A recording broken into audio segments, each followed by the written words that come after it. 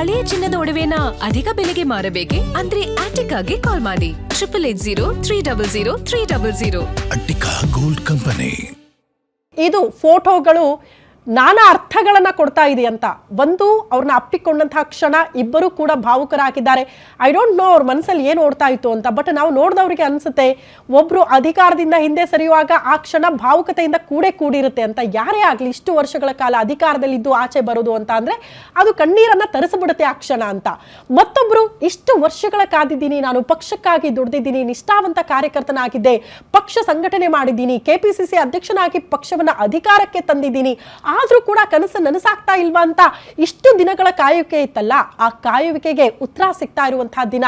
ಹಂಗಾಗಿ D K Shivakumar ಅವರು ಕೂಡ ಬಹಳ ಭಾವುಕರಾಗಿರುವಂತಹ ದೃಶ್ಯವನ್ನ ನೋಡ್ತಾ ಇದ್ದೀರಿ. ಇಬ್ಬರು ಕೂಡ ಭಾವುಕರಾಗಿದ್ದಾರೆ. ಬೇರೆ ಬೇರೆ ಮನಸ್ಥಿತಿಗಳಿದೆ, ಬೇರೆ ಬೇರೆ ಭಾವನೆಗಳು ಇಬ್ಬರ ಮನಸ್ಸಲ್ಲಿ ಓಡ್ತಾ ಇರಬಹುದು. ಬಟ್ ರಾಜ್ಯದ ಜನತೆಗೆ ಕಾಂಗ್ರೆಸ್ ಅಧಿಕಾರದಲ್ಲಿದ್ದಾಗ ಯಾರಾಗ್ತಾರೆ ನಮ್ಮ ಮುಖ್ಯಮಂತ್ರಿಗಳು ಅನ್ನುವಂತಹ ಗೊಂದಲಗಳಿಗೆ ತೆರೆ ಬಿದ್ದಿರುವಂತಹ ಕ್ಷಣ ಈ ಫೋಟೋಗಳು ಅಂತ ಹೇಳಿದ್ರು ಕೂಡ ತಪ್ಪಾಗ್ಲಿಕ್ಕಿಲ್ಲ.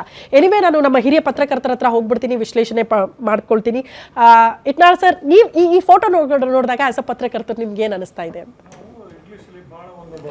ಪದೇ ಒಂದು ಮಾತು ಹೇಳ್ತೀವಿ, ಆ ಪಿಕ್ಚರ್ ಇಸ್ ವರ್ತ್ 1000 ವರ್ಡ್ಸ್ ಅಂತ. ಕರೆಕ್ಟ್. ಈ ಒಂದು ಚಿತ್ರ ಇದೆಯಲ್ಲ, ಬಹಳಷ್ಟು ಪರಿಣಾಮ ಬೀರುವಂತ ಬಹಳ ಮಹತ್ವದ ಚಿತ್ರ ಇದು. ಯಾಕಂದ್ರೆ ನಾವು ಈಗ ರಾಜಸ್ಥಾನದಲ್ಲಿ ಗೆಹ್ಲೋಟ್ ಮತ್ತು ಪೈಲಟ್ ಘಟನೆಗಳನ್ನು ನೋಡಿದ್ದೇವೆ, ಛತ್ತೀಸ್ಗಢದಲ್ಲಿ ಅನೇಕ ವಿಚಾರಗಳನ್ನು ನೋಡಿದ್ದೇವೆ. ಅಂಥ ಸಂದರ್ಭದಲ್ಲಿ ಸೌಹಾರ್ದಯುತವಾಗಿ ಕಾಂಗ್ರೆಸ್ನಲ್ಲಿ ಅಧಿಕಾರ ಹಸ್ತಾಂತರ ಆಗಬಹುದು ಅಂತ ನಿರೂಪಣೆ ಮಾಡೋದು ಕಾಂಗ್ರೆಸ್ಗೆ ಬಹಳಷ್ಟು ಮುಖ್ಯವಾಗಿತ್ತು, ಭಾಳ ಇಂಪಾರ್ಟೆಂಟ್ ಆಗಿತ್ತದು. ಜೊತೆಗೇನೆ ಈ ಚಿತ್ರದಲ್ಲಿ ಇಬ್ಬರ ಸ್ವಭಾವವನ್ನು, ಸಿದ್ದರಾಮಯ್ಯನವರ ಸ್ವಭಾವ ಮತ್ತು ಡಿ ಕೆ ಶಿವಕುಮಾರ್ ಅವರ ಸ್ವಭಾವ ಎರಡೂ they are coming manifestly out of it.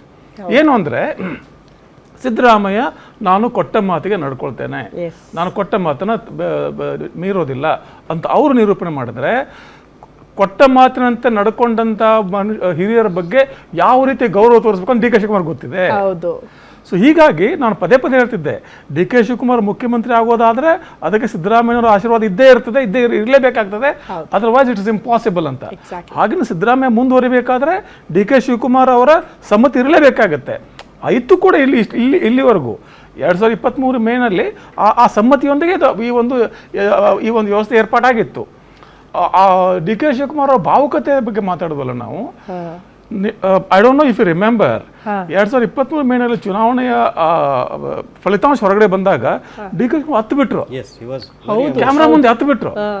ಯಾಕಂದ್ರೆ ಆ ಶ್ರಮದ ಗೊತ್ತವ್ರಿಗೆ, ಯಾಕಂದ್ರೆ ಯಾವ ಸ್ಥಿತಿಯಲ್ಲಿ ಆ ಪಕ್ಷದ ಚುಕ್ಕಾಣಿ ಹಿಡಿದಿದ್ರು, ಹೇಗೆ ಜಿಲ್ಲೆ ಪ್ರತಿಯೊಂದು ವಿಧಾನಸಭಾ ಕ್ಷೇತ್ರಕ್ಕೆ ಹೋಗಿ on ground had taken trouble, ಏನೇನೋ ತ್ಯಾಗ ಮಾಡಿದ್ರು, ತಿಹಾರ್ ಜೈಲಿಗೆ ಹೋಗಿ ಬಂದಿದ್ರು, ಅದೆಲ್ಲವೂ ಅವ್ರು ನೆನಪಾಗಿ ಕೊನೆಗೂ ನಮ್ಮ ಕರ್ನಾಟಕದ ಜನ ನಮ್ಮನ್ನು ಕೈ ಹಿಡಿದ್ರು ಅನ್ನೋ ಒಂದು ಭಾವುಕತೆ ಅವ್ರಿಗೆ ತಡೆಯೋಕ್ಕಾಗಲಿ ಹತ್ತು ಬಿಟ್ರು ಅವರು.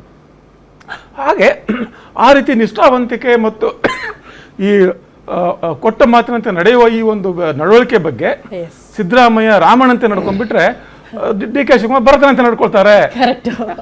ಕರೆಕ್ಟ್ ಹಂಗೆ ಇದೆ.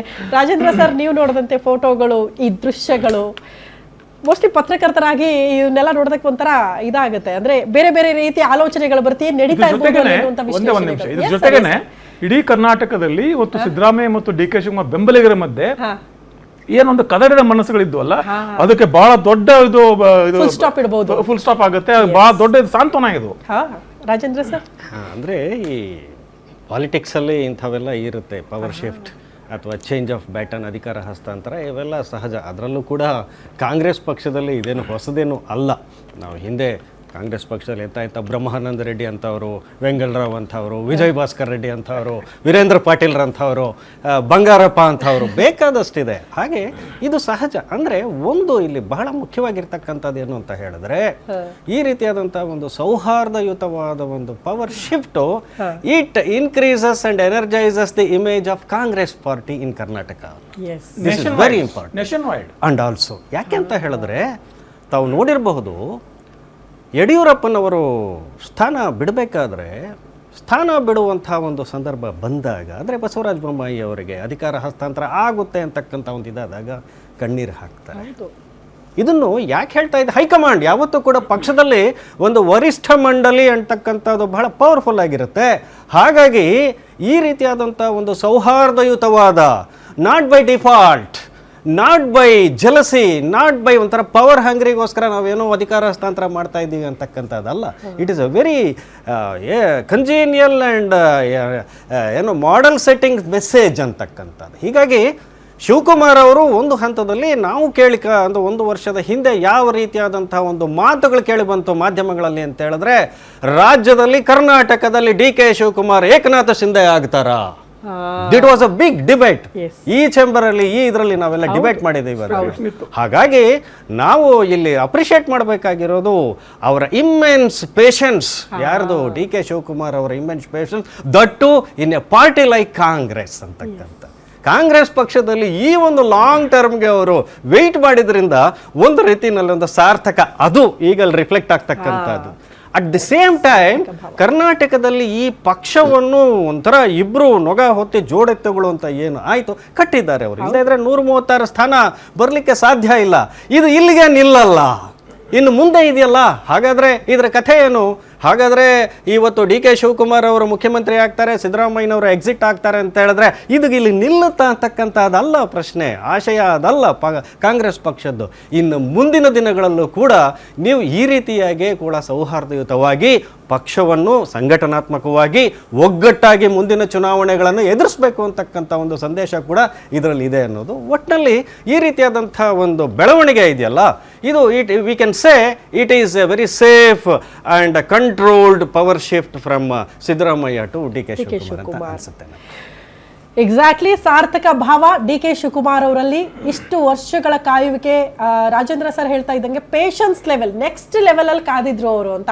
ಅಷ್ಟು ಪೇಷನ್ಸ್ ಇಟ್ಕೊಂಡು ಏನೇನೋ ಆಫರ್ಗಳು ಬಂದರು, ಎಂಥ ಸಂಕಷ್ಟದ ಪರಿಸ್ಥಿತಿಯಲ್ಲಿದ್ದರೂ ಕೂಡ ಅದರ ಫೇಸ್ ಮಾಡಿ ನಿಂತಿದ್ದಕ್ಕೆ ಇವತ್ತು ಕನಕಪುರದ ಬಂಡೆಗೆ ಸಿಕ್ಕಿರುವ ಪ್ರತಿಫಲ ಅದು CM ಸ್ಥಾನ.